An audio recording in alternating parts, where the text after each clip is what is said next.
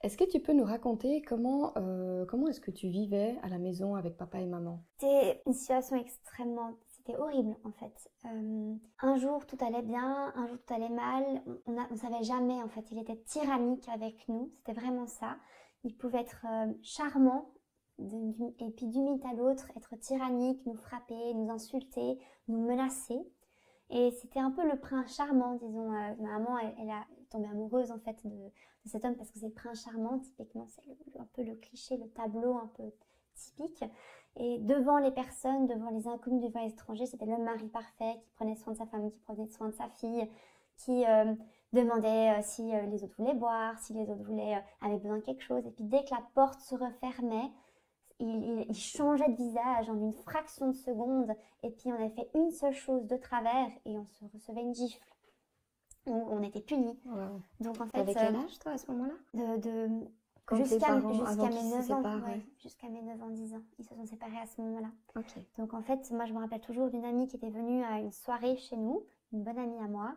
Et puis il y a des voisins qui ont fait des bêtises. Il a tellement hurlé sur les voisins, il est rentré dans une colère tellement monstre, une rage, qu'en fait cette amie, c'est la dernière fois que je l'ai vue. Ses parents ont coupé contact avec nous immédiatement, ils sont plus jamais revenus. Donc, mais alors que jusqu'à maintenant, jusqu'à ce moment-là, ils étaient dans l'interaction avec nous et tout ça. Donc ils se sont rendus compte du caractère. Quand ils perdaient la face, ils pouvaient être menaçants, dangereux. Les gens avaient peur, mais les gens pouvaient partir. Moi, je ne pouvais pas partir. Ma mère n'arrivait pas à partir non plus parce qu'elle était sous emprise. Waouh. Et puis toi, alors, à peu près vers 8 ans comme ça, tu as commencé à dire à ta maman qu'il Oui. fallait faire quelque chose, que la situation à la maison devait changer. Oui, parce que quand on grandit dans ce genre de situation, on perçoit qu'elle est normale, on pense qu'elle est normale. Et puis, c'est en parlant et en sociabilisant avec d'autres collègues, d'autres élèves de classe, plutôt camarades de classe, qu'on se rend compte qu'elle n'est pas normale.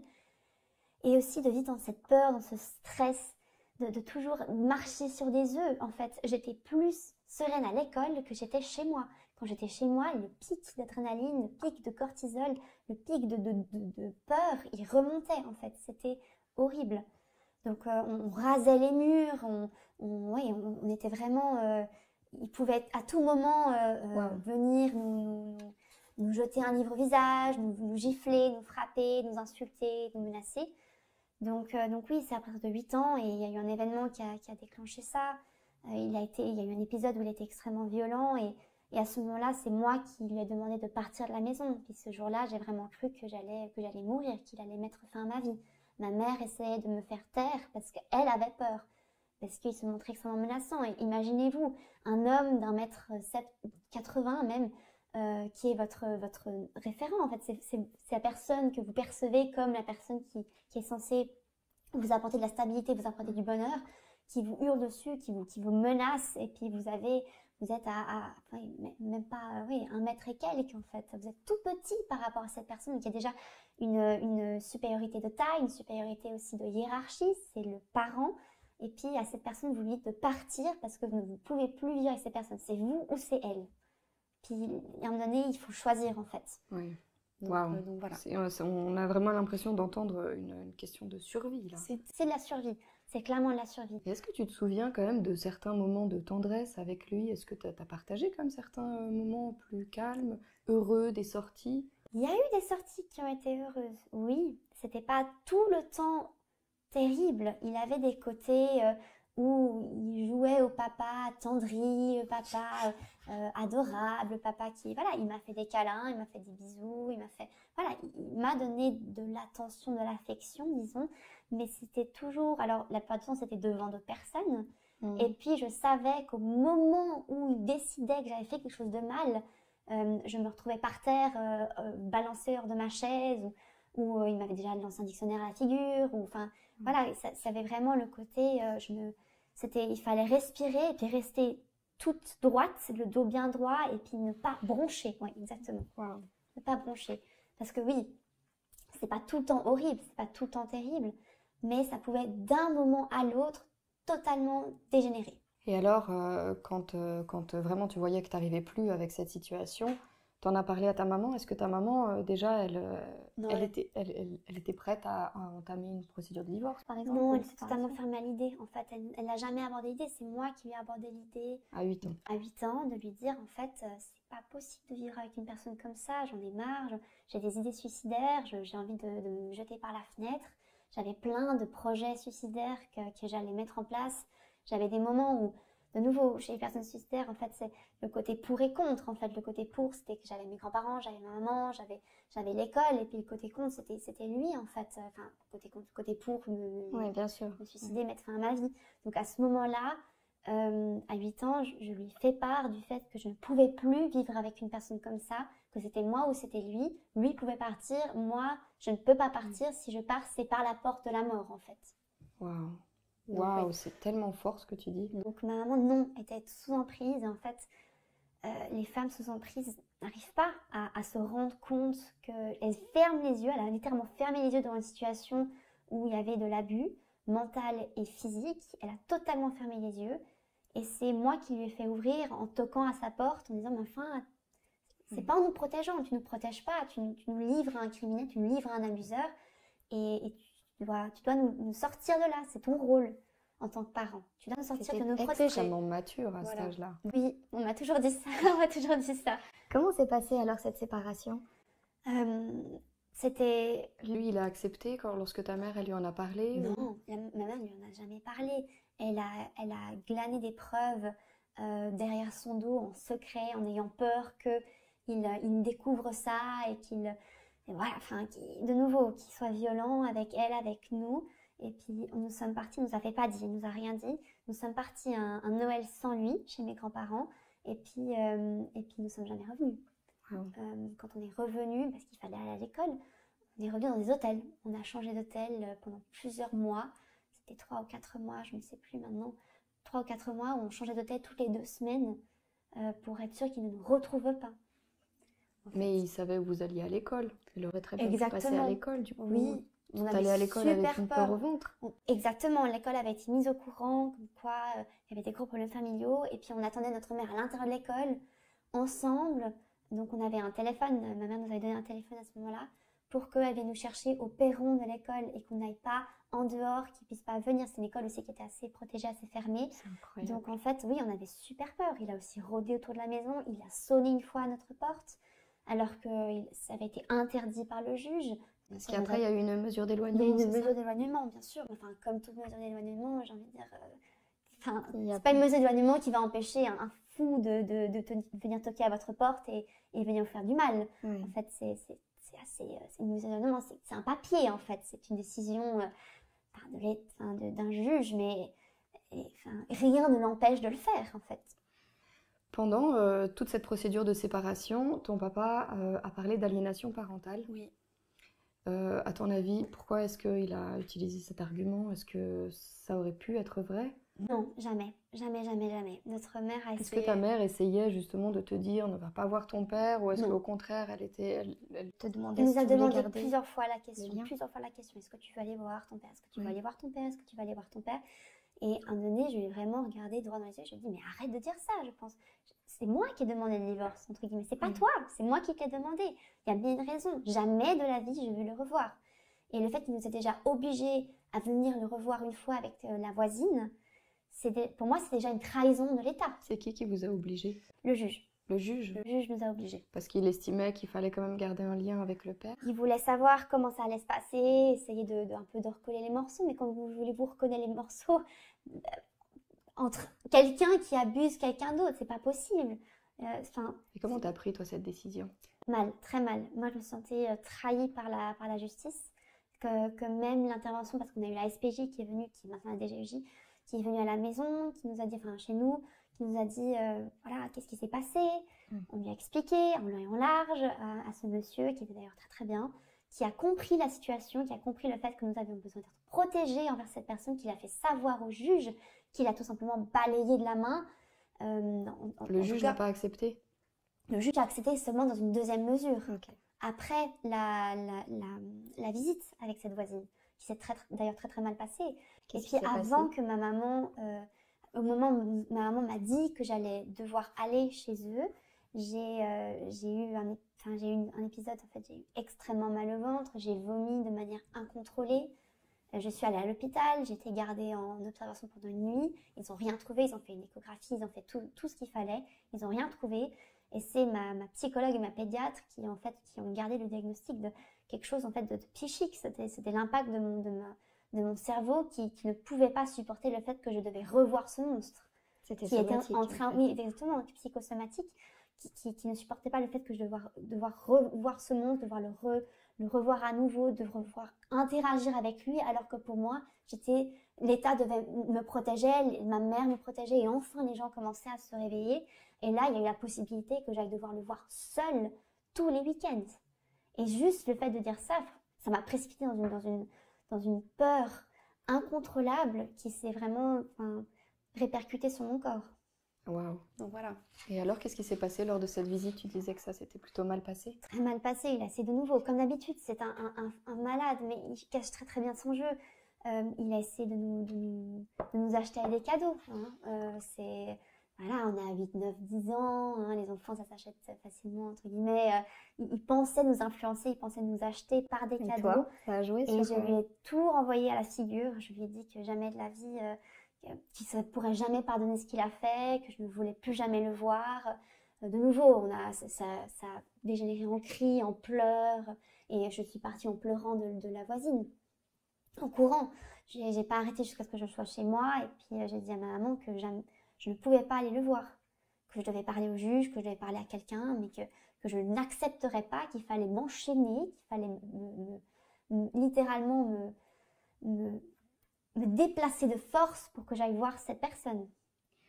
Et puis heureusement, le juge a percuté enfin, oui. Après... Ça a été entendu quand voilà, même. après les rapports des psychologues, après les rapports de la DGEJ, après les rapports de tout le monde, qui allaient tous dans une seule direction et même direction en disant non, il y a une situation d'abus, non, les enfants n'ont pas besoin de leur père. C'est une notion totalement absurde de dire que les enfants ont besoin d'un père lorsqu'il est violent. Non, mon développement s'est arrêté en fait. J'ai dû maturer beaucoup plus rapidement que mes pères, que mes camarades de classe pour pouvoir survivre, mais tout mon développement social, émotionnel a été fortement impacté. J'ai mis des années à m'en remettre. J'ai dû voir un psychologue pendant des années. Donc de dire qu'un enfant a besoin d'aller voir son père ou sa mère alors qu'il y a de l'abus, c'est... En fait, pour moi, le juge est complice, est criminel, en fait, est complice d'un criminel. Autorise un criminel à continuer ses abus sur un enfant.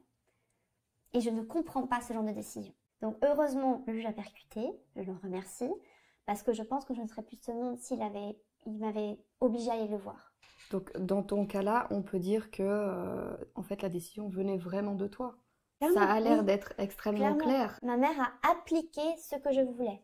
Et malgré ça, il y a quand même eu il a quand même essayé d'utiliser l'argument de l'aliénation parentale. Exactement. En disant que ce message-là que toi tu es en train de nous réitérer aujourd'hui, avec tellement de volonté, tellement de force et tellement d'émotion, en fait, malgré ce message-là, il a voulu dire que ça venait de ta maman. C'est la grande mode, c'est la grande mode.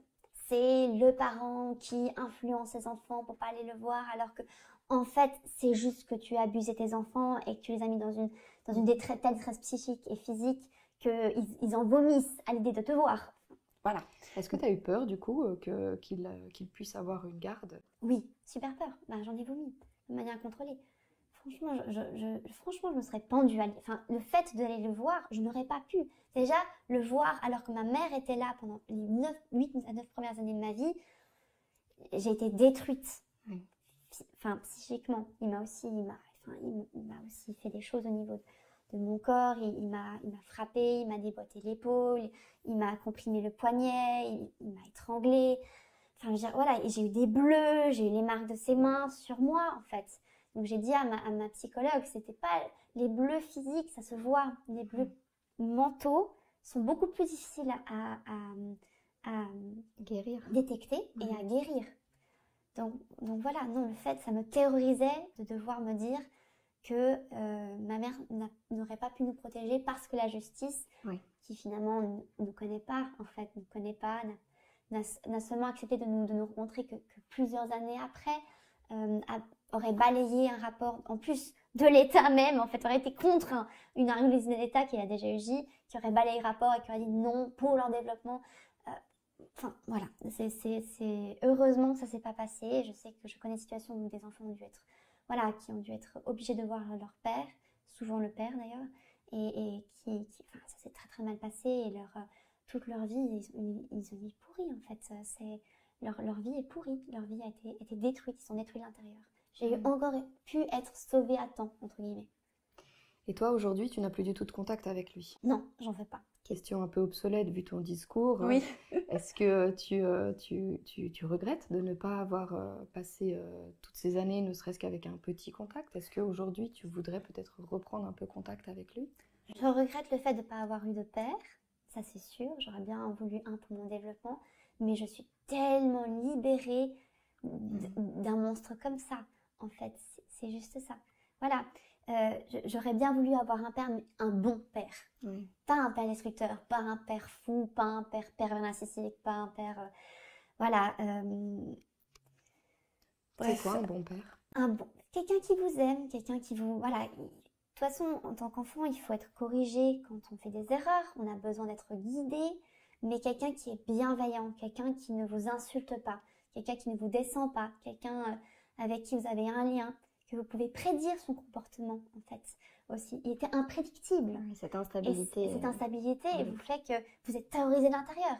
Et ça, ils utilisent ça comme moyen de contrôle. Donc oui, quand je fais une erreur, ma mère se fâche. C'est normal, mais je sais prédire son comportement. Je sais qu'est-ce qui est bien de qu'est-ce qui est faux. Et qui est mauvais, en fait. Et donc voilà, moi j'ai une bonne mère. Je n'ai pas eu de bon père. Et je suis pour le fait de protéger les enfants. On n'a pas besoin forcément des deux parents pour bien pouvoir être, développés. Enfin, oui. J'en suis la preuve vivante, comme des milliers d'enfants à travers le monde, des millions d'enfants à travers le monde, dont en fait qui font partie d'une famille monoparentale. Parfois, il faut mieux mettre la croix sur un des parents que d'être avec quelqu'un. Il faut mieux être seul que mal accompagné. Oui. Voilà. Ça marche aussi pour les parents. Et comment était ta relation avec ta mère tout le long de ce processus? Ma mère a toujours été présente, mais elle était totalement éteinte les premières années de ma vie. Elle me donnait de l'attention, mais c'est comme si elle n'était pas vraiment là. Elle était éteinte, elle était sous emprise, elle était préoccupée. Elle s'est totalement refermée comme une coquille. Et en fait, m'a laissé surtout à ses mains à lui. En fait, c'est moi qui ai pris le plus gros, parce qu'il a essayé de m'atteindre. En fait, essayé de l'atteindre elle par moi, en me faisant du mal. Elle l'a pas vu. Et bon, voilà, donc les 8 premières années de ma vie, elle était là, disons, matériellement parlant. J'ai jamais manqué de rien. Mais émotionnellement parlant, elle était assez distante, même très distante. Et puis après le divorce, je l'ai vue sortir de son cocon, je l'ai vue se battre, mais c'était une guerrière, c'était une maman guerrière, c'est pas une maman douce, attentionnée, qui était là pour nous. Elle a toujours été douce et attentionnée, mais en fait, cet instinct de guerrier, de nous protéger, a pris le dessus, en fait, par rapport à son côté doux maternel. Donc en fait, elle était dans la survie, en fait, comme nous, mais elle était dans la survie et pas dans le côté, parce que dans le côté protection, dans le côté éducation, dans le côté maternel aimant, elle a toujours eu ce côté-là. C'est pas qu'elle nous négligeait émotionnellement, mais elle était beaucoup trop occupée à déjà nous protéger et protéger nos droits. Et avec toute la procédure en cours. Exactement, c'est surtout ça. C'est qu'en fait, l'État a failli à son devoir de nous protéger, parce que nous, on ne pouvait pas le faire, mais la crèche, l'école, le SPJ finalement a réussi à mettre les choses en place et vraiment à corriger la situation. Mais l'État ne nous a pas protégés quand on avait jusqu'à 8-9 ans et a failli encore à nous protéger et à nous permettre d'être bien dans notre développement et nous reconstruire en laissant un divorce aller des dizaines d'années. Ça fait 13 ans que ce divorce, plus de 13 ans que ce divorce est en cours. Ça fait 13 ans qu'on repart de la même chose, ça fait 13 ans qu'on regarde à notre dos, ça fait 13 ans qu'on nous reparle de oui, ça va pas, il a refait appel. Alors que ma mère déjà nous protège beaucoup, elle citerait quelques informations pour nous protéger, mais ça fait 13 ans qu'on est arrêté dans le temps. Le divorce est prononcé aujourd'hui? Non, toujours pas. Toujours pas. C'est incroyable. Incroyable. En fait, l'État devrait faire en sorte d'avoir un divorce beaucoup plus court. Je ne sais pas pourquoi on s'enlise dans des procédures de divorce, parce que moi j'arrive entre guillemets à avancer, parce que j'ai commencé à faire une croix. Mais sinon, moi, ma mère reste toujours dans cette boue de justice enfin, c'est un sable mouvant. Elle est toujours empêtrée dedans, malgré le fait qu'elle veut en sortir.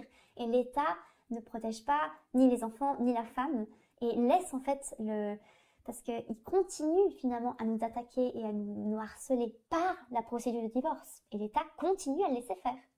En trouvant à chaque fois de nouveaux arguments pour rallonger en fait, les décisions. Oui, exactement, rallonger les décisions, à faire appel et à demander des expertises et voilà, il faut laisser autant de temps pour répondre, et en fait, non, à un moment donné, il faut que les procédures soient faites, finies, que quelqu'un prenne une décision et que cette décision soit finale en fait. Donc oui, pour protéger les enfants, protéger la maman et leur permettre de se reconstruire.